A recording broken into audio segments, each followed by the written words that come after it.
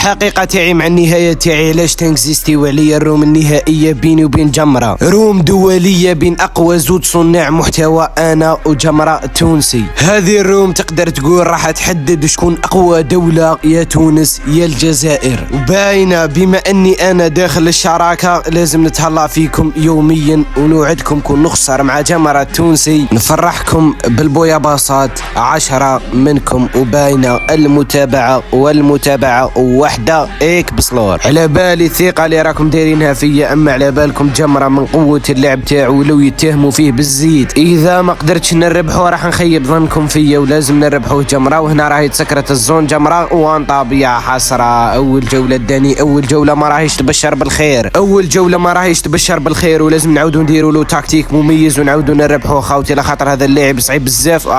شفتوا يا خاوتي قلت لكم صعيب. رامي العب اقصى وش عندك، راح تخرج ب4-0 ضد تيك توكر. بقاو لك زوج جولات ويا داني 3-0. فضيحتي في هذا الفيديو يا خاها على 3-0 في حياتي ما صرات ليش. اللجوء الى اقوى ضربات اللي نضربهم انا وانطابها. بدا اللعب تاع الصح وهكذا جبنا جولة شرف ومازال نزيدو نجيبو باذن الله. لازم نبدعوه في اللعب ونبينوا له بلي هنا صح نعرفوا نلعبوا. هذه ثاني جولة وبدات الريمونتادا الحقيقية. اريني ما لديك ايها الجمرة وانطاب محكمتي ويا طحت.